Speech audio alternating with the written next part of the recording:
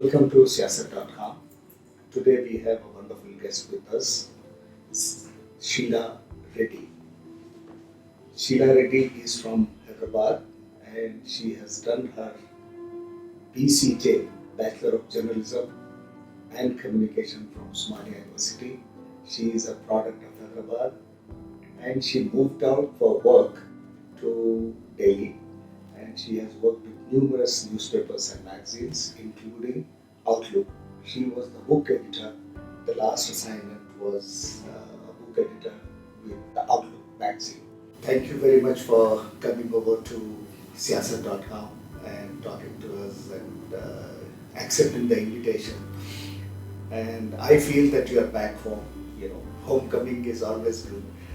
I would like to show the books to my audience. Yes. This is the Urdu translation of the book, which has been published by Oxford, and this is also done by Penguin. This is Penguin. Yes, Penguin, and several editions of these books have come out, and it is selling like hotcakes in Pakistan and also in India. It's a wonderful book, and it's a rare thing that a book on such a subject has been accepted by people of both the country at the same level. That's something rare, I hope she becomes the rare ambassador of this kind of conciliarity or conciliation between the two people. Thank you, ma'am. Now, yes, I was asking, how did the idea occur to you? Yeah, the idea started as a germ when, because of my job as a books editor, I'm forced to read books that I may not necessarily be interested in.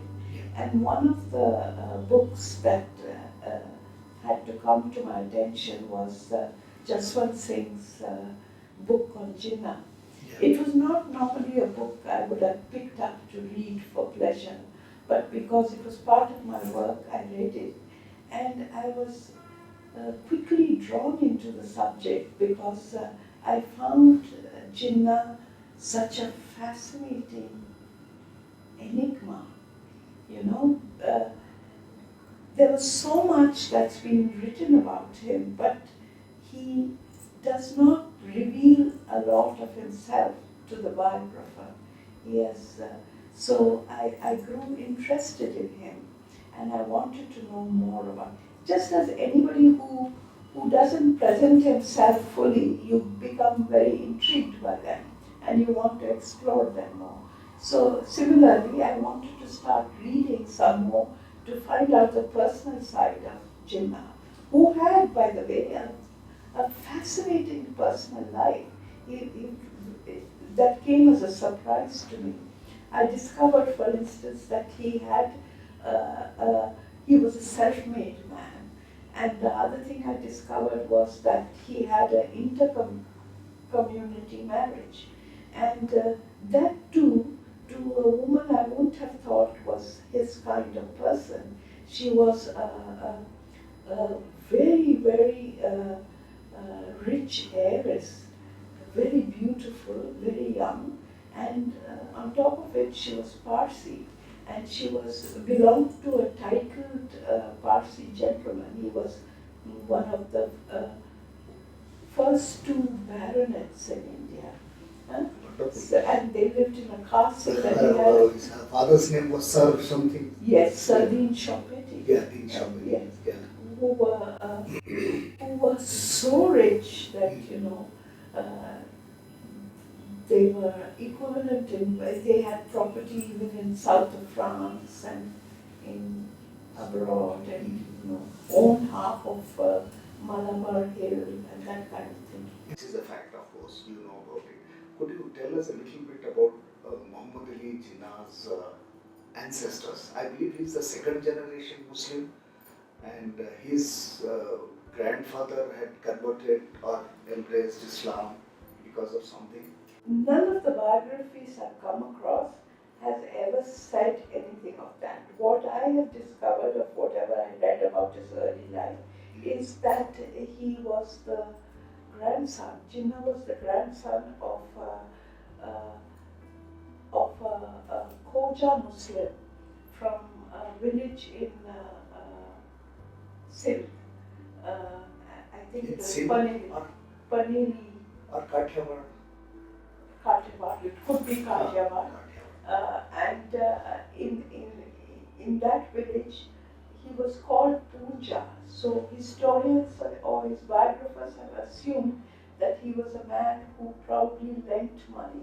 He was some kind of a master weaver or something. So he had a few we, what do you call them? The looms in his house.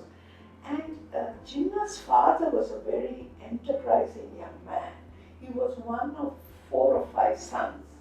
And he, very early, when he was still a teenager, went to the nearest town with some capital that he had borrowed from his father. And he did some business which is unnamed, we don't know.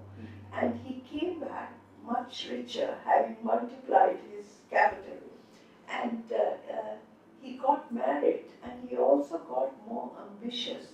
So he moved from his village all the way to Karachi, which was then great potential for young and, enterprising people. So Jinnah was born in Karachi. Yes, he was born in Karachi, but when he was a few days old, or maybe 40 days old, he was taken back to their ancestral village because Jinnah's mother was an extremely devout follower of a Sufi saint there, and she had made a mannat that she would take her child back, and so she took him back there to fulfill her mannat. Do we know much about his early education, ma'am? Though we know that he was London educated. Yes, we do know. Yes, Yeah. what is it? At first he was educated at home and he did Gujarati medium. Some Gujarati teacher used to come. He was not very interested in studies, and his father was very keen to turn Jinnah at least into a matriculate, because his ultimate educational aspiration was that his son would be a matriculate pass. So he put him in the English medium school called the Sindh Madrasula in Karachi. And he went into that school up to standard 4, form 4 at that time. And he was not doing very well. And the reason for this was that Jinnah was a very tall and athletic boy, and he was more interested in outdoor games than he was in studies. And he was the natural leader of the children from his locality. So when the first results, the annual results came, he got very poor marks, and he didn't like that very much. So he told his father that I don't want to study anymore, I want to work with you in your business. By that time, Jinnah Senior, Jinnah Punja as he was called, had set up a business in the gum Arabic, which I understand is something they used to use in paints before the chemicals came. And it's something made out of the gelatin of bones. Okay. And he was trading with a lot of these English companies. And so he was teaching himself how to speak in English so that he could converse with the English companies that were trading at the Karachi port. And when Jinnah wanted to join this business, he was a little reluctant because he wanted his son to study and learn English and become better than him, like all fathers do. But Jinnah was very adamant that he wanted to join the business and not study anymore. So he, unusually for a father of that time, he allowed Jinnah to leave school and come back and to his company, where he first tried to dissuade him and say that it's going to be very hard, you won't have any time to play, and you'll only come home for lunch for 1 hour, and then it's long hours. But nothing would deter Jinnah. And he started working there. there was very little work for him to do, obviously, because he was still 12 or 13. But he stuck it out for long enough for the father to think that maybe it was a good idea for him to join the business. But just when he got okay at it, when he started learning it, he suddenly decided to go back to school. He said, no, now I think I'll go back to school. And he went back to school.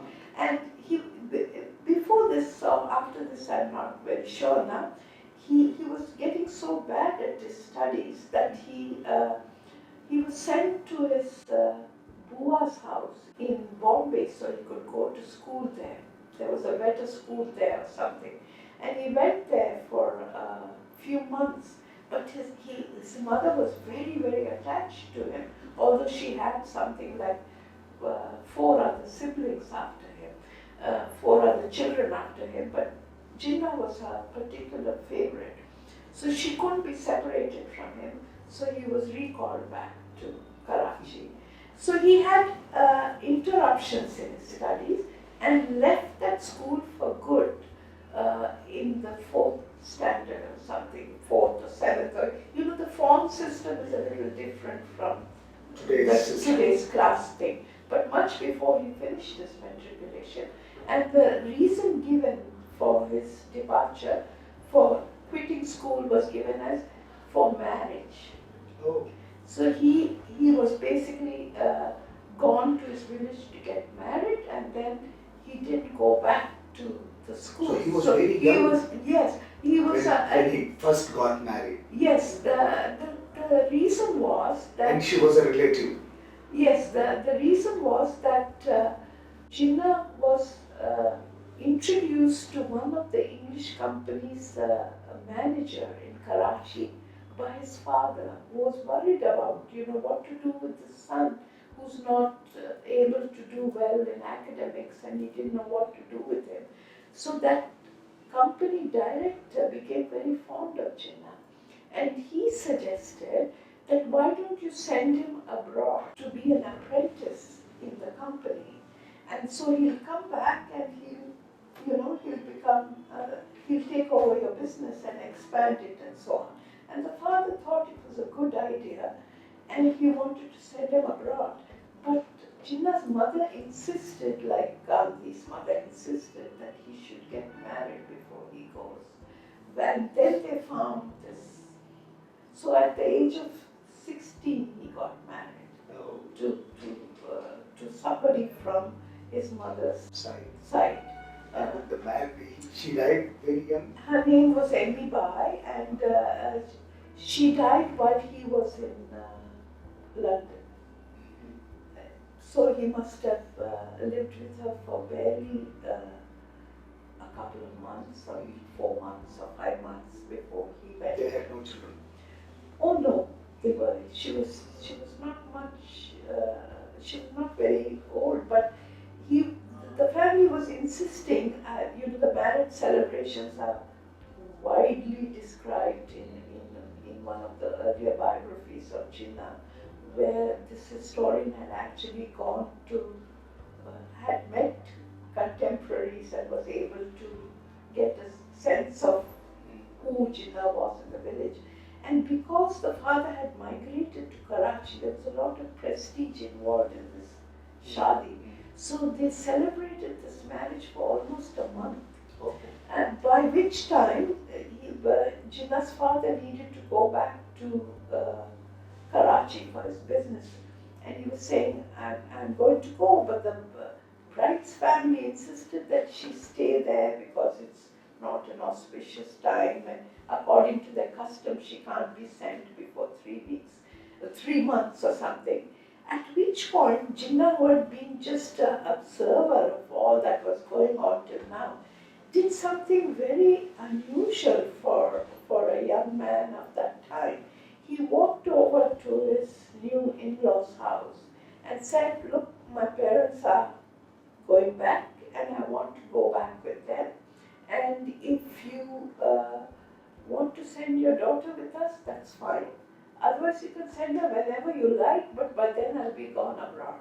Oh my God. And then quietly the family accepted the condition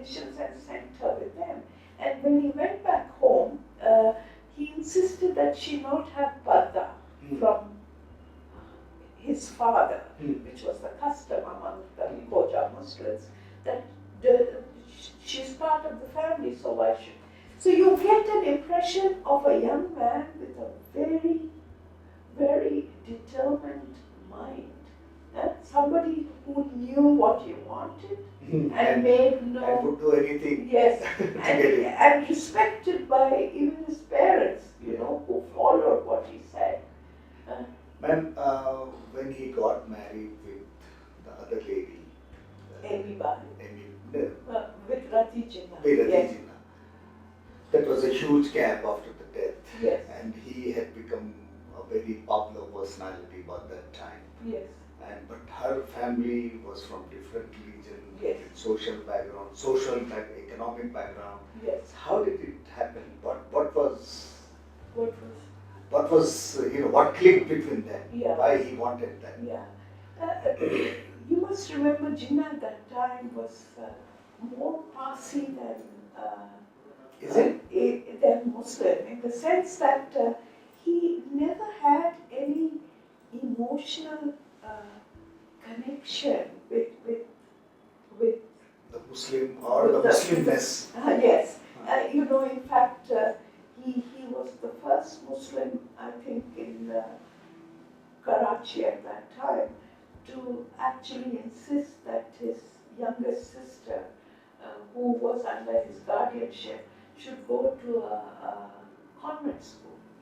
And there was a big furor in the family. Was that Fatima Jinnah? Yes. Okay. And then there was a big furor in the family, but he didn't listen to anybody. Then when he came back from London, he stayed as English as he had made himself he completely transformed himself. He'd gone to England as Sarojini Naidu discovers it, as this boy in a funny long yellow coat. And he came back a complete Englishman, in the best clothes that London could afford him, with a monocle and, a sense of detailed knowledge of what dress to wear on what occasion. He was quite a dude at that time. So when he came back, he stayed at the best address he could. He couldn't afford because he was just starting out, but he stayed at the Apollo Hotel where only Englishmen and other people would stay. And he kept his family, that is his father, who had gone bankrupt by then, and his siblings. His mother was dead by then and his wife was dead. But his siblings and his father were placed in the Khoja locality. In Bombay? In Bombay. He had shifted to Bombay because he wanted to practice in Bombay High Court. And he himself lived separately in Apollo Hotel by himself. And once a week, when the court was closed on Sunday, he would visit his family. And I find it very interesting that he would visit them and he would still be dressed like an Englishman. And because there is something in the biography of how his sisters had to persuade him to take off his socks, because the mother had told them while he was away in England that he had a mole on his foot, which a Sufi saint had predicted meant that he would become some kind of a very great man because of that. So the sisters wanted to see if the mother was right, but he had to be persuaded to take off his socks so that they could look at it. So you can imagine he was the kind of man who would wear shoes and socks even at home. And he was the kind who wore silk pajamas, and a dressing coat rather than, apna kurta pajama.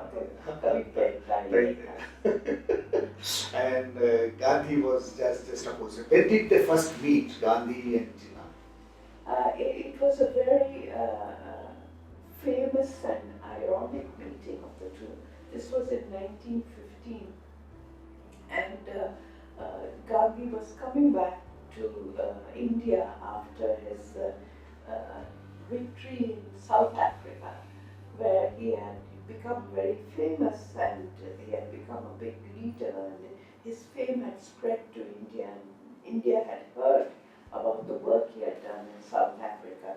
So the Gujarat Society of Bombay at that time was throwing a reception for Gandhi to receive him, and naturally Jinnah was picked to be the presiding person to welcome Gandhi, because Jinnah was the foremost Gujarat, not just Gujarati person, I mean in every circle Foremost by Indian. then, foremost Indian of Bombay. So he was among the top lawyers of Bombay. He was one of the top Congress leaders of that time. He was the president of the Muslim League at the time, and so he was a very sought after person. So he was chosen to be the presiding person at this reception to greet Gandhi. But Gandhi, when he came, was dressed in a way that dismayed all the Bombayites, because he was dressed in a dhoti and a turban, and he was dressed in Indian clothes, and he was wearing chappals, I think. And Jinnah was this complete English gentleman with, his well-cut suits and silk suits and the best shirt. So they were a contrast and everything. But what was even more poignant about that meeting was when Gandhi was giving his speech in response to Jinnah's welcome of him. He said, "I'm so glad that we have a Muslim to, in the Gujarat Parishad," or something like that he said, which affronted Jinnah. You can imagine, because Jinnah never considered himself a Muslim, but Gandhi considered him a Muslim. And that it was felt to be the seed of future antagonism between the two leaders. Yeah. Oh my God. The other episode which you have focused and which you have discovered a lot through your research is the relationship between his second wife, and where did it be, how did it happen? Because Jinnah and this lady, there was 24 years of gap between their ages. Yes. And how did it happen? It's a strange love story, if it's a love story. Yes, it is. It is a very deep and tragic love story, and remained one even through all the vicissitudes of their marriage.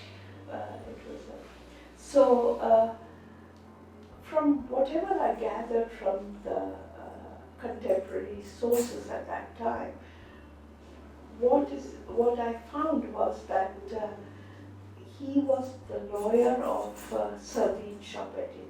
Now you have to remember, Sardin Shah Petit was one of the most landed, and he had about 20 textile mills. He owned 20 textile mills and masses of property equivalent to what the Nizam owned in Bombay. Mm-hmm. His house was next to the Nizam's house and the Aga Khan's house and that kind of thing. So he was hugely property. So he was also very litigious, in the sense that he loved court cases. So he was a lawyer's dream come true, in the sense that he was giving lawyers a lot of work. And Jinnah is one of the top. In fact, one of his first assignments was as a side lawyer for Din Shah Petit. So by the time Ruttie was born, he was already a lawyer who sometimes worked with for Din Shah Petit and was socially acquainted with him, he mostly socialized among the Parsis because the Parsis were the leading elite of Bombay. Yeah. You know, they were fashionable, they were moneyed, they had a certain lifestyle, they frequented the clubs. So that's the circle in which Jinnah moved. So Dinshaw Petit was a friend of his when Ruttie was born even. So, I've seen photographs of, and he was a very keen motorist at that time. And Jinnah also loved motor cars. So I've seen a picture of Ruttie Petit as a little girl sitting in the car and her father talking to Jinnah, you know. So she knew him from the time she was born. And did much, I mean, she admired him because she was very political herself. She was took a lot of interest in politics and attended political meetings and was always sitting in the front row when Jinnah spoke at the public assemblies. And her aunt was also part of took a great interest in politics.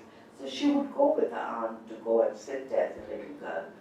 But it was, I think, when she was about 15 or 16, that she actually fell in love with Jinnah. And the story goes that Jinnah was invited by Dinshaw Petit to join them at a summer holiday. And when he was, he stayed with them for a couple of months.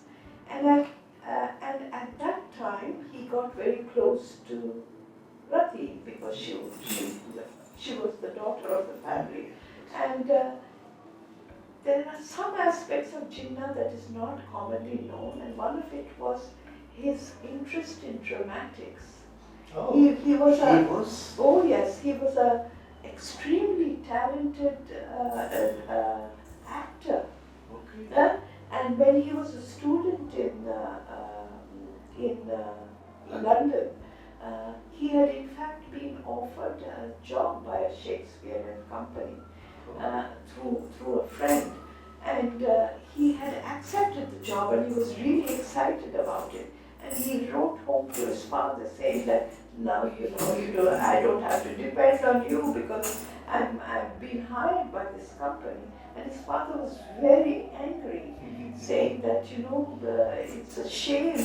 How can you become an actor? Yeah, and don't bring shame on the family name and that kind of thing. So that made Jinnah decide to give up that job even before he started it. But he was very interested in dramatics, and Parsi social elite at that time, including the Petit family, was very into amateur dramatics. They put up plays for friends and family, and they take part in rehearsals, that kind of thing. Did he ever showed his talents to the family? So I imagine that at this summer holiday, those kind of hidden talents would have had a place to express themselves. And one of it was dramatics, and the other is his passion for horse riding, which is another thing he had in common with Ruttie's family. Ruttie was a passionate horsewoman. Her aunt was a passionate rider herself. And Jinnah loved horses and riding and so on. So they could go for, these were the two things they had in common, which she would not have had a chance to see normally. Yeah. And he was a very, very attractive man. When he spoke... Would you call him handsome? Oh yes, not just me, but the Viceroy of the Viceroy of India and the governor's wife of Bombay, they have written letters home saying that, he is easily the best dressed man we have seen, and he has a face like a Greek coin, and he's the most handsome man I have ever seen. Is that right? He was a mesmerizingly handsome man. And the point is that even young men, when he used to speak at the Bombay High Court, they would leave everything and go and stand in front of the chamber in which he was arguing the case, because he was such a big hero at that time. Dramatic. Yeah, yeah. In his voice and his gestures. His appearance, his voice, the very way he would cross-examine a visitor was, what do you call, a witness, would be carefully noted by the young man, how he removed his monocle or how he put it on. He was mentioned even in the lawyers' journals as this very, his nickname was Bo Regent. I think there was a particular character, Bo Brahman was his name, and he was a friend of the Prince of Wales of England, who was famous for his style of dressing. And nickname for Jinnah in the Bombay High Court was Bo Brahman. Oh. Right? So you can imagine. Even at that time, that's yes, true. Yes, That's true. I've looked at his personal belongings that are part of a museum now, and the number of shoes he had and the number of suits he had, it was like, it rivaled Imelda Marcos. Ma'am, one of the unique things about your book is that you have been able to discover the correspondence between Sarojini Naidu's daughter, Padmaja, and Ruttie Jinnah. So how did you discover that? And you discovered it in Hyderabad. That's the best part which I want to understand. What happened, ma'am? How did you come across? Yeah. But a small correction there. I first discovered it at the Nehru Memorial Library. Okay. And it was, I think, something like beginner's luck. Because it was a very serendipitous thing. I had basically, when I first read about Jinnah, I had become very, very intrigued by his personal life. And I tried very hard to read whatever I could find, especially on the marriage, because it intrigued me the most, because it did fit in with the idea I had of Jinnah in my mind, which I had formed from school textbooks or from films I had seen and so on. So I wanted to know more about his marriage, and I couldn't find any material. And I had forgotten about it and moved on. I was doing more journalism and that kind of thing. And I was actually in the archives in the Nehru Museum looking for something quite different, which was that I was looking for Padmaja Naidu's correspondence with Nehru, because I knew that they had a very close and intimate relationship, and I wanted to know what was the nature of that relationship through the letters. And I couldn't find any letters from them, that had been removed from the files. But there was a very large collection of Padmaja Naidu's personal correspondence. I had gone to the library to look for something quite unrelated, and I found this huge correspondence of Padmaja Naidu. She was a tremendous writer of letters, and also had collected her family's letters in her collection. And it was so large that they had to have a whole register to categorize the different correspondences that were available in her collection. And one of the subcategories that I found was Padmaja Naidu's correspondence with R. Jinnah. Okay. And because of my previous interest in Jinnah, I got immediately alert, and I said, so what is this R. Jinnah? And the archival librarian told me that is Ruttie Jinnah. Is it? And then I said that, can I see it? So she said, yes, we'll bring it out. And she brought out this very thick file. It had about 100 letters. That was in the Nehru Library. And this 100 letters the most exciting thing was that it had the correspondence of Ruttie Jinnah with Padmaja Naidu from the time these two girls were 15 years old till the year that Ruttie Jinnah had died. So it basically covered the entire span of the time I was interested in of her life, which is when she fell in love with Jinnah. And what a coincidence. Yeah, and I was very excited, but what also made, set alarm bells ringing is why I was only the second person in the world to have accessed this file, although it was lying in the public domain. So I couldn't understand why is it that there was this very important correspondence and nobody wanted to see it. And I got very excited, and like any beginner without any training as a historian, I thought I had found an absolute treasure trove. And I immediately started working on it. And when I started reading them carefully, I Xeroxed the letters and took it out, and I thought, oh my God, I found such a big treasure trove of letters. And when I started studying them, I realized why historians had never bothered to look at it, because it was full of the commonplaces that happens in an ordinary letter. You're not writing history when you write a letter. You're just casually writing that, okay, I'm going here, I'm coming here. Small talk, as yes, yes. And then you send me this package. Oh, I like this sari and I didn't like that sari. Oh, Jay, as she used to call Jinnah. Jay is coming to Delhi on so-and-so day, or he's coming to Bombay on so-and-so day. And Jay did something with the dog. So that kind of thing. So it's not of pertinence to history in a way, it seemed.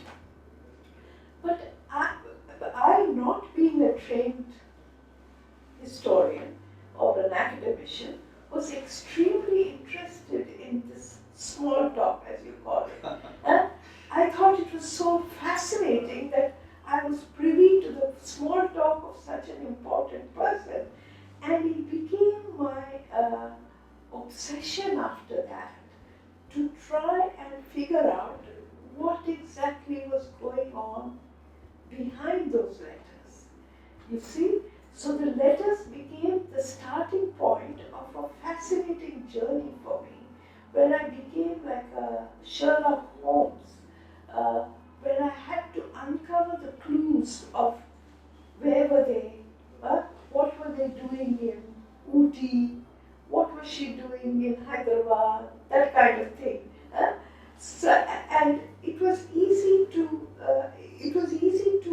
connect the dots for me, because I realized that she was close to Sarojini Naidu through the letters, because she mentioned Sarojini Naidu.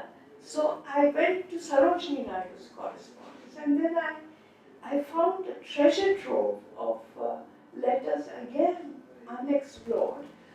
You see, that you found in Hyderabad? No, also there, all in the Nehru Library, all in that Padmaja Naidu collection. And in those letters, what was happening was, you must remember that Sarojini Naidu was living in Bombay at that time. She was separated from her family. She had 4 children and a husband in Hyderabad. But she had moved to Bombay because of her work. She had become the president of the Bombay Congress, a very, very important post at that time, because the Bombay Congress was like the Delhi Congress. It was the head of the Congress at that time. Bombay was politically the most important place at that time. And she was living in a suite in Taj Mahal Hotel. Sarojini Naidu, and that had become the center of a very vibrant, a lot of people visited her. Gandhi, she was in touch with Gandhi. She was Gandhi's right-hand person at that time. And this was also the time when Ruttie Jinnah had married Jinnah, and as a consequence of marrying Jinnah, she had lost her entire family. So she was completely alone and isolated. So she went every single day. She would drop, the car would go with both of them, drop Jinnah off at his chambers, and she would go straight to Taj Mahal Hotel, stay the whole day with Sarojini Naidu, and then in the evening go back to pick up Jinnah and then go home. So she was seeing Sarojini Naidu on a daily basis. Now the other piece of luck I had was Sarojini Naidu wrote daily to her daughters. Because she was separated from them. So every day she would write a letter. So naturally, every day in her letters there was a mention of Ruttie and Jinnah. So I found this huge fountain of material that had not been explored before, because by historians it was considered small talk. It was not important enough for them to study because it had no politics, it had nothing. It just had a mother talking to her daughter and gossiping and talking about, Ruttie came and she was upset and, her cat died today and, she was angry with Jinnah, whatever. Well, that was the very unusual and best love story of that time. Why did it end in tragedy? Yes. Why did they separate? What went wrong between the two? Even her closest friends, when Ruttie separated from Jinnah, sequence of events was they had all gone to Calcutta for a conference. In the same train, they were coming back. And on the train back to Bombay, Ruttie suddenly came to Sarojini Naidu at the station and said, I'm not going back home with Jay, and I'm moving into the Taj Mahal with you. And for about 10 days, Sarojini Naidu was worried sick. What had happened? Because she didn't think there was anything wrong in their relationship. They were devoted to each other. She thought that, she had discouraged Ruttie from marrying Jinnah. But when she saw how close they had become, she was in fact the first to say that, it's very unlike his temperament, but I think he truly loves Ruttie. And I think they'll make a success of it, although she doesn't know what difficulties she's going to face and so on. So it came as a shock to even Rattie's closest friend, as it came as a shock to Jinnah as well. He never found out, he didn't expect that. Now, afterwards, after every time in 15 days when she was living at the Taj Hotel, Sarojini Naidu tried to persuade her to go home without anybody else finding out. Fortunately for them, nobody found out because Ruttie used to love dancing at the Taj Mahal. So after finishing the dance, one night a week or something, there was a dance at the Taj Mahal Hotel. She'd spend the night at Sarojini's house, a room. So nobody thought it unusual that she was living with Sarojini Naidu instead of in her own house. But after 10 days, when Sarojini Naidu was trying to persuade her home, finally she found out what was the problem. The problem was Ruttie started crying and saying, please don't try to persuade me to go back because I just cannot live with him because my soul gets very, very oppressed by staying with him. And we are temperamentally very different and I just can't go back. And so she moved away from him. And it's very touching because then she went to Paris and tried to make a life for herself there and got very sick. We don't know what her sickness was, whether it was attempted suicide or whatever. But she nearly died in Paris. And one of their common friends was informed that she was very gravely ill in a private clinic, private hospital or whatever. And that friend called Jinnah, who at that time happened to be in London, saying that Ruttie is very, very sick. And Jinnah at once dropped whatever he was doing and came running to Paris. By that time they had separated. They had separated and they were away for 6 months. And he was suspicious. He thought the friend is trying to patch them up because Jinnah didn't want any patching up, and he said if she wants to go, she should be free to go. And he said, but Mrs. Lady Betty told me that she's fine, there's nothing wrong with her. So he said, no, I just saw her in the hospital and she's close to dying. So he came at once to Paris and he went to that private clinic, got a discharge from there, went to a specialist, took personal care of her for almost a month at a very critical point of his life where the Nehru agreement was being prepared. You know, the Nehru Pact, the Motilal Nehru thing where they were trying for a deal by which Muslims would agree to fight with the Congress. So that was called the Nehru Pact, and that was being finalized in Lucknow, and he needed to be there. And they kept sending him telegram after telegram saying, come back, because we need you in order to finalize the draft. And he said he just refused to come and leave a sick Ruttie there. And he completely stayed there, and later Ruttie told a close friend of ours that he even ate the same food that was given to the patient. And after the whole thing, and all the friends thought that they were completely reunited again. Suddenly, again, the next time the friend went to see him, he was alone, and Ruttie had gone back to India with her mother. And he didn't dare ask Jinnah. He wanted to ask him what happened, but he couldn't, because Jinnah is a person who doesn't encourage personal questions. Finally, at the end of the day, they spent together. He said, so, where's Ruttie? So he said, oh, we quarreled and she went back home. And that was the only answer he got out of Jinnah.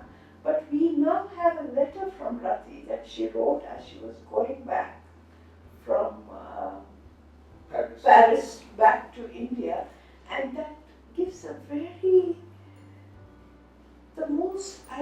the most moving love letter I have ever come across, in which she talks about, if I had loved you less, my darling, I would have stayed with you. Oh. But it's because I love you so much that I need to be separate from you. Oh my God. It's a very, very moving letter. It's in the book. If you like, you can read it. And then, even after they separated, Jinnah never gave up on that relationship. He would visit her every single day in a house or hotel room. We don't know where she spent her last year, but he would go every single evening after he finished work, as long as he was in Bombay, and go and visit and spend an hour with her. It's such a fascinating story which has not been told so far. It has come to light. What I would suggest, when you come next time to Hyderabad, we would do another part. Okay. The other part, which will cover the politics, Okay. and also, how Jinnah changed after his day, Okay. and what was the factors which brought in that, and also the fact that your book has been equally popular or more popular in Pakistan than in India. So, what could be the reason that why people in Pakistan has received your book so wholeheartedly? So we will discuss that. And thank you so much for joining us to Siasat.com to speak with us and giving such lucid information in such detail. Thank you very much, ma'am.